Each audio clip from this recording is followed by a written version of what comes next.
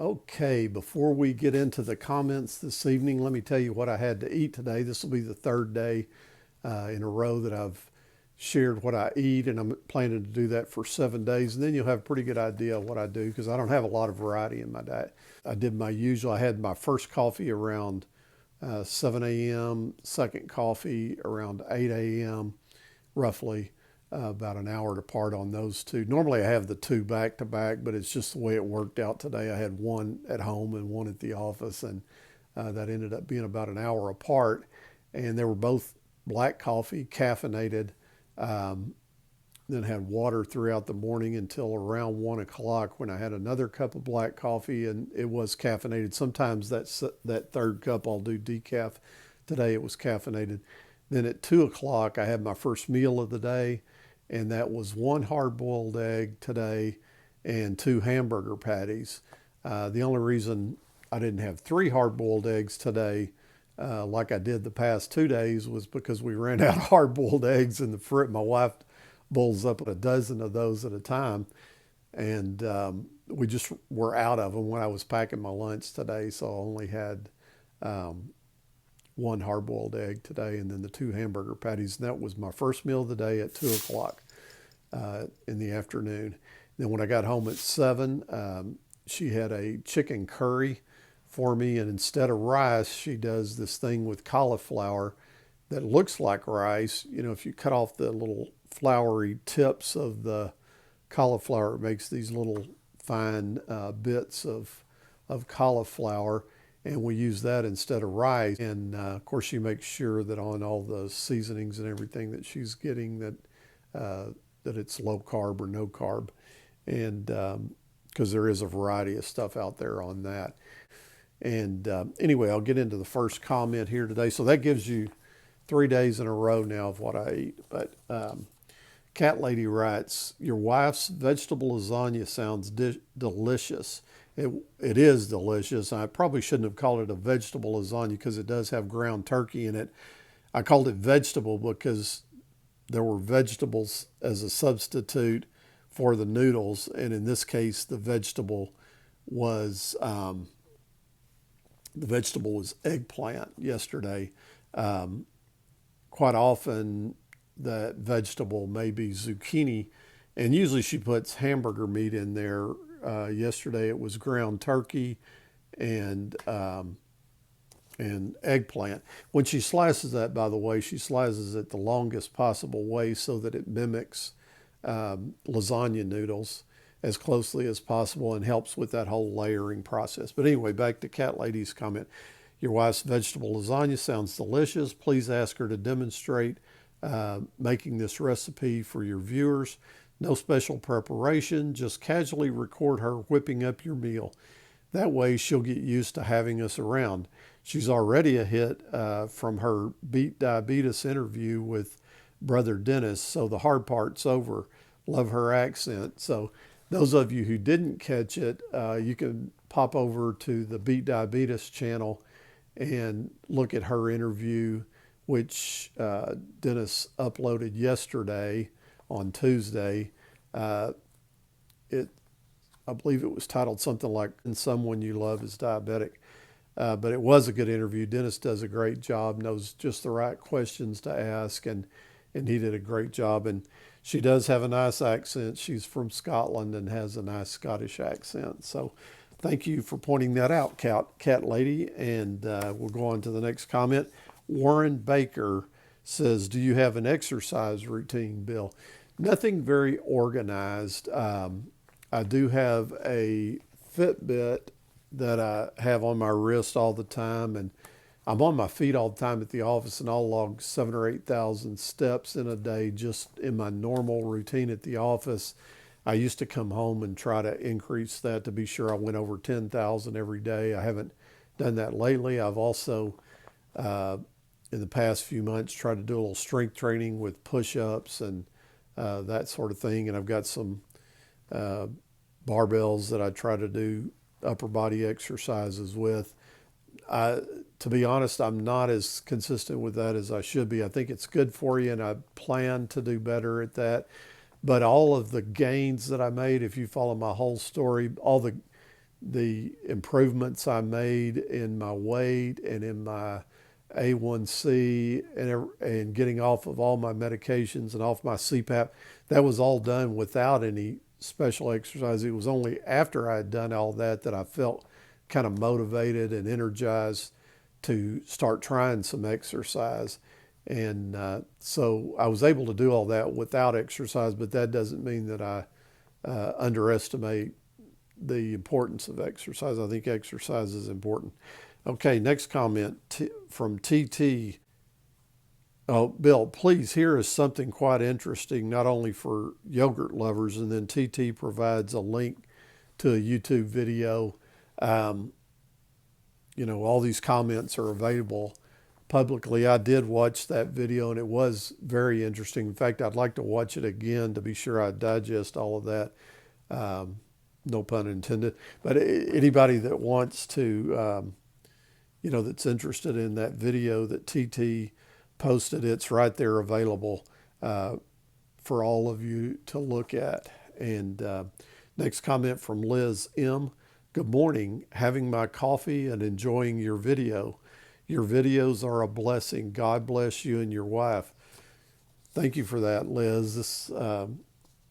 That middle picture of you having your coffee and watching the videos is nice. That's kind of gives me a picture of the kind of community that I'd like to see us develop here, where we all help each other, and I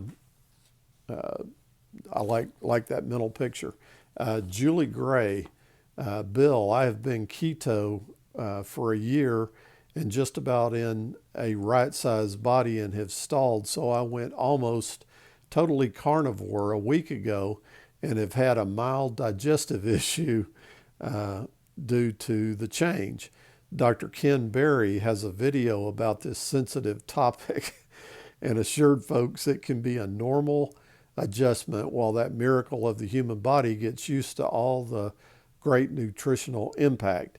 It only took a few days. This week I lost 2 pounds, one more to go, intermittent fasting and carnivore. Wow. Yeah, that's very encouraging. And I appreciate, Julie, I appreciate that you shared some of your own techniques and what you're trying and what you're going through, because that's what I would like to see us all do, is start sharing what we're all doing. And I appreciate that. Vinny Vintage, by responding to comments personally, you set yourself apart from all the other talented diet gurus. Thank you for mentioning me in your first round of responses. Love your content, Bill. Well, I don't consider myself a talented diet guru, but I appreciate you elevating my status to that. But I don't claim it at all. But I consider myself just to be a regular guy like everybody else on here. I'm just sharing my story and what's worked for me, and I am anxious to hear what everybody. I think probably everybody on here is trying something along these lines or interested in it. So I'd be interested to hear what everyone is doing. And I'm just one of the crowd, just part of the group. ERE 2013R, that would be awesome. A support group sounds great. This is kind of what I was talking about, a community or a tribe or a support group. Question, how often do you check your blood sugar? Is it daily? And when do you feel the time to do it? My daughter advised me to check as early as I can in the morning without food. That's how I do it now, just like your daughter said, as early as I can in the morning before I've put anything in my mouth, including a toothbrush or, just as soon as I roll out of bed, I like to check my blood sugar and see how it is first thing in the morning. Now, during that first 4 months when I was really trying to bring my A1C down to an acceptable level, I was checking it, 6 times a day. I don't think that's always necessary. In fact, I don't do that now. I haven't done that in months. But I was checking it after, like an hour after every meal. Kind of like, for those of you familiar with Dennis Pollock's Beat Diabetes channel, You know how he tests after meals, he'll test at 1 hour and 2 hours, sometimes 30 minutes, 1 hour, 2 hour. Early on, I was checking like crazy like that. Like he had mentioned, I was using two different blood glucose meters because I didn't really trust that it was always accurate. And sometimes there was about a 10 point. I'd stick myself once, use that same drop of blood to test on two separate meters. One might read 83 and the other one would read 93 off the same drop of blood. But usually it wasn't that big a difference. Usually sometimes they would be exactly the same, but it was more typical for them to be like 2 points apart. Like one would say 78 and the other one would say 76 or something like that. But it was interesting to me that there was that variation between the two different meters side by side on the same drop of blood, you know. So anyway, yeah, I think when you get to just doing it once, of course the value of checking after meals is to learn what foods spike your blood sugar. But after a few months of doing that, I knew which foods to avoid. And let's get on to Kathy and Phil Murphy. Thanks for showing me around Fredericksburg and Luckenbach. I enjoy seeing the shops and restaurants. I particularly liked the bench made to look like a horse. Thanks for taking me along. I'm glad somebody's enjoying our little travel videos. My wife and I definitely enjoy those little trips. So thanks, Kathy and Phil Murphy.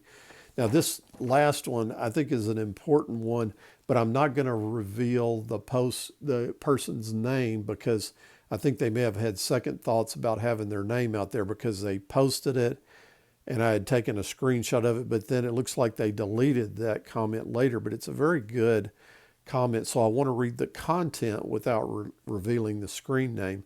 Thank you, Bill, for sharing your story and creating your channel. This is my first ever comment on YouTube. And you inspired me to write it.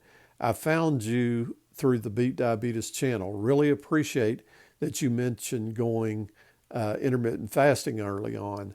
I've gone mostly low carb, high fat once sheltering in place took hold, but have stalled a bit. However, I will try OMAD, that's 1 meal a day, more than 2 times a week now, as it would certainly make it easier to be below 20 carbs per day if one only ate once a day. Your support group concept is great. Lunch today was hamburger patty, 1/4 sausage, 3-ounce mackerel, cheese, salami, 1/3 tamale, veggie chia seed smoothie. Tamale is what I track on my spreadsheet as a carb culprit, but I think the meal was still less than 20 total carbs. Postprandial blood glucose of 142, which has been my range recently. Dinner is probably going to be a huge steak with veggies. Portion control is one of my big problems. Low carb, high fat is helping, but I still think I overeat, especially looking at what you and Dennis eat in a given day. Can you let us know when portion size started dropping for you? My desire for snacks is pretty much gone, but my eyes/brain still try and tell me how much they think I should eat based on my eating patterns since I've been an adult. Finally, your local travel videos are awesome. Great, glad you like them. I've been in DFW for about 5 years, but have not had a chance to explore much locally, so I'm living vicariously through you. Live healthy and finish strong, he says. I think that was a great comment. For me, if you increase the fat content in your meals, it will help make you feel full and satisfied, and that will help control the portions. So we'll stop for now, and I'll end with my tagline of live healthy, finish strong.